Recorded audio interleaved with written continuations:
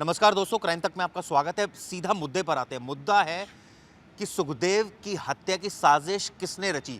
Lawrence ने रची, गोदारा ने रची, गोल्डी बरार ने रची, या कोई ऐसे आदमी ने रची जिसके बारे में ना मुझे पता है ना प्रवेश को पता है? प्रवेश, किसने रची साजिश? पहली थ्योरी जो बता रही, जो पुलिस थ्योरी बता रही, जो खुद से ही प्रोक्लेम कर ले कि भाई मैं नहीं किया है, तो उसमें गोदारा ने अपना नाम ले लिया है, उसमें उसने आगे उसका भी नाम लगा दिया है, अशोक गहलोत के बेटे का नाम तक लगा दिया है, मतलब बहुत सारे लोगों का इन्वॉल्वमेंट बता दिया है। इसको इन्होंने डायरेक्ट जोड़ दिया एक्सटॉर्शन से, कि हम जिससे एक्सटॉर्शन मांगते थे, ये सुखदेव जाते थे, उनको बोलते थे कि इन्हें कोई पैसे देने की जरूरत नहीं, मैं हूँ ना, मैं छुटपुंजिए। क्यों लॉरेंस से पंगा क्यों ले रहे थे सुखदेव? सुखदेव तो अपने समाज के लोगों के साथ खड़े हो रहे थे कि तुम्हें कोई डरने की ज़रूरत नहीं है, ऐसे, और बोल रहे थे कि नहीं देना है, किसी को भी एक्सटॉर्शन नहीं देना, मैं है ना, मैं हूँ, मैं हमारे समाज के लोग हैं। ये जिनके पुराने भी मैंने बहुत सारे वीडियो देखे जिसमें इंटरव्यू में बोलते थे छोटे मोटे क्रिमिनल है, ये क्या खुद को भाई बोलते हैं, ये खुद को क्या डॉन बोलते हैं। तो उनके वो वायलेंट थे, वो इन क्रिमिनल्स को लेकर सपोर्ट करते थे, सीधा सीधा राजपूतों को सपोर्ट करते थे। और ये बात लॉरेंस गैंग को पसंद नहीं आ रही थी, ऐसी एजेंसीज कह रही है अभी। लॉरेंस गैंग को ये पसंद नहीं आ रहा था, ये इनका एक्सटॉर्शन के धंधे के बीच में आ रहे थे। ये किसी को धमकाते थे तो ये उसको बोलते थे कि तुम्हें डरने की जरूरत नहीं, मैं हूं तुम्हारे साथ। सबसे बड़ी बात, सुखदेव ने तो पुलिस से सिक्योरिटी मांगी, पुलिस ने, राजस्थान पुलिस ने कोई सिक्योरिटी नहीं दी, और उसका नतीजा क्या रहा कि उन्होंने अपने ही गार्ड रख लिए, और उसका नतीजा क्या रहा कि गोलियां मार दी। सेम पैटर्न देखिए, सेम है। सिद्धू मूसेवाला से सिक्योरिटी हटाई गई, राजस्थान पुलिस ने यहाँ सिक्योरिटी नहीं दी। राजस्थान पुलिस ने सिक्योरिटी क्यों नहीं दी? आप देख लो ना, दोनों ही जगह सरकार किसकी थी जब सिक्योरिटी हटाएगी? जब वहाँ सरकार चेंज हुई, सिद्धू मूसेवाला के मर्डर से कुछ दिन पहले ही सरकार चेंज हुई, उनकी सिक्योरिटी हटाई गई थी। यहाँ से भी कांग्रेस की सरकार जैसी हटी, इनकी हत्या हो जाती है। कांग्रेस की सरकार तो आई थी तब नहीं, जब हटी है। हाँ, अभी हटी थी सिद्धू मूसेवाले के जस्ट नहीं, लेकिन प्रवेश मैं आपको करेक्ट कर दूं, यहाँ तो सरकारी सिक्योरिटी मिली ही नहीं हुई थी, इन्होंने अपने पैसों की वही बता रहा हूँ कि वहाँ मिली नहीं थी, और वहाँ यहाँ तो मिली नहीं, और वहाँ जैसी हटी उनकी हत्या हो गई। अगर जिन लोगों को पर्सनल लेवल पे इतना ज़्यादा थ्रेट है, 3 अप्रैल की मैंने उनका इंटरव्यू जो स्टेज पे 3 अप्रैल पे उन्होंने भाषण दिया था, उस भाषण में सुखदेव ने ये कहा था ज़ोर ज़ोर से, चिल्ला चिल्ला के, सरकार को, राजस्थान सरकार को पता है, आईबी की रिपोर्ट है, इंटेलिजेंस ब्यूरो की रिपोर्ट है, सबकी रिपोर्ट है, तो आप क्यों नहीं मुझे सिक्योरिटी दे रहे? आपको पता है कि मुझे AK-47 से मार सकते। तो सवाल तो ये भी उठता है ना कि बदमाशों को थोड़ी सिक्योरिटी मिलती है, ऐसा ये कहा गया, वहाँ के कई लोगों ने कहा कि ये तो बदमाश हैं, इनके खिलाफ तो कई सारे मुकदमे हैं। जब बदमाश जाके सिक्योरिटी थोड़ी मांगेगा पुलिस से। मुकदमे देखिए, कल वही बात कही गई कि आप पॉलिटिकली एक्टिव होंगे तो आपके ऊपर मुकदमे होंगे, ऐसा बहुत सारे लोग कह रहे थे। अगर कोई हीनियस क्राइम होता, बहुत हीनियस क्राइम होता, तो उसमें बेल मिलना मुश्किल होता है, जैसे लॉरेंस जेल में बंद है। लेकिन छुटपुंजिए केसेस थे, फिर 1-2 सीरियस केसेस थे, एक औरत ने इनके ऊपर आरोप लगाया था, रेप केस भी था, लेकिन वो सब चल रहे थे, वो सब केस पे ये बेल पे बाहर थे। ऐसा कोई बहुत बड़ा कत्ल का आरोप नहीं था, मर्डर का आरोप नहीं था, ऐसे कोई आरोप नहीं थे। ये कहा जा रहा था कि आनंद पाल के साथ कभी साथ में रहते थे। बिल्कुल बिल्कुल। उसके बाद ये कहा जाए कि उनके जो वहाँ के प्रॉपर्टी डीलर्स थे, उनसे इनकी दोस्ती थी। कुछ प्रॉपर्टी डीलर्स को गोदारा धमकी देता था, तो ये कहते थे पैसा देने की जरूरत नहीं है, और ये कहते थे कि मैं हूं ना, तुम्हारे साथ खड़ा हूं ना। और ये बात गोदारा को बुरी लगी, ये बात लॉरेंस तक पहुंची, और उसके बाद ये कत्लेआम हुआ, ऐसा पुलिस कह रही है। लेकिन सबूत के नाम पर फिर लॉरेंस को फंसाया जा रहा है।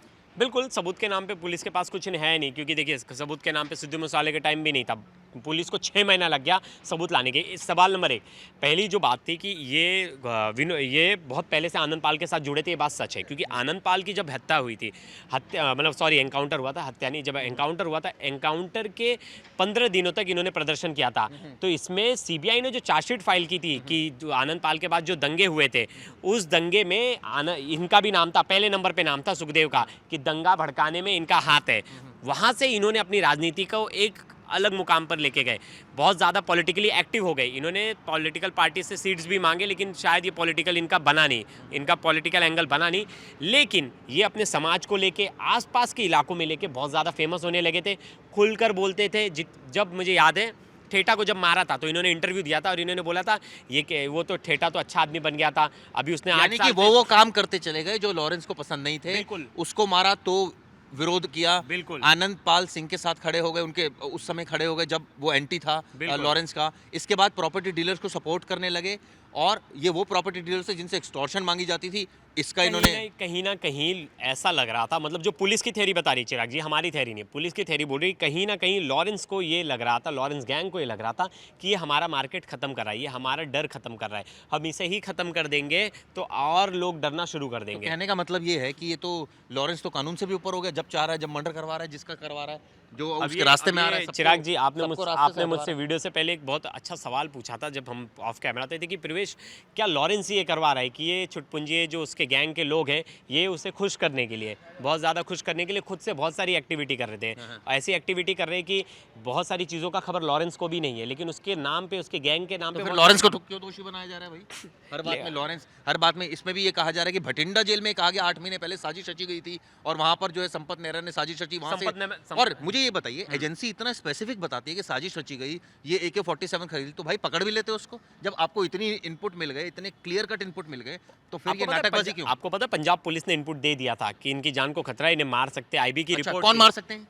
हाँ, ये लॉरेंस गैंग के लोग। तो फिर उस समय मुकदमा दर्ज कर लेती वो, अगर इतना सबूत था उनके खिलाफ। देखिए IB का, अगर किसी ने तो उनका, एक मिनट, किसी ने तो पंजाब पुलिस को बताया ना, किसी ने तो बताया ना पंजाब पुलिस को कि भाई इनकी जान को खतरा है, तो फिर करती कार्रवाई करती। इंटेलिजेंस, देखिए आप, इंटेलिजेंस कैसे काम करता है, इंटेलिजेंस को कोई सोर्स से कोई इन्फॉर्मेशन मिलती है, इंटेलिजेंस अपना सोर्स बता के उसकी FIR नहीं नहीं करवाएगी। नहीं, कहने का मतलब ये है, अगर इन्फॉर्मेशन मिल रही है कि प्रवेश की जान को खतरा है, इंटेलिजेंस ने दे दी, तो यहाँ की जो पुलिस है वो सिक्योरिटी देगी नहीं बिल्कुल, देगी? उन्होंने कुछ या नहीं वो किया, फेलियर, ये बात उन्होंने बहुत सारे स्टेज से खुले मंच से कहा था। सुखदेव ने 10 बार कह होगी ये बात कि मेरी जान को खतरा है, मुझे कोई भी मार सकता है, ये IB की रिपोर्ट है, CID की रिपोर्ट है, CBI की रिपोर्ट है, सबकी रिपोर्ट है, फिर भी मुझे सुरक्षा नहीं दी जा सवाल रही ये है। उठता और है उन्होंने और अहम बात कही थी, उन्होंने अपने वीडियो में कहा था कि मैं RTI डालूंगा कि ऐसे फालतू लोगों को, जिनको सिक्योरिटी की कोई जरूरत नहीं, सिर्फ भौकाल मचाने के लिए राजस्थान सरकार ने दे दिया लोग है। तो ये भी बोलते हैं ना, भोकाल तो ये भी मचाते थे, इस वजह से इनको भी इस तरह की सिक्योरिटी जो है वो मांग रहे थे, और ये जो है बदमाशों को थोड़ी सिक्योरिटी दी जाती है। इस तरह की बातें भी उस समय बहुत हुई थी, मुझे याद है। लेकिन देखिए पुलिस को पता होता है IB की रिपोर्ट कोई ऐसी नहीं आती। और बताइए, और किसी अब के इस लिए IB की मामले में, रिपोर्ट आ रही अच्छा है? एक चीज बताइए, इस मामले में अब ये साफ हो गया है ना कि साजिश कैसे रची गई,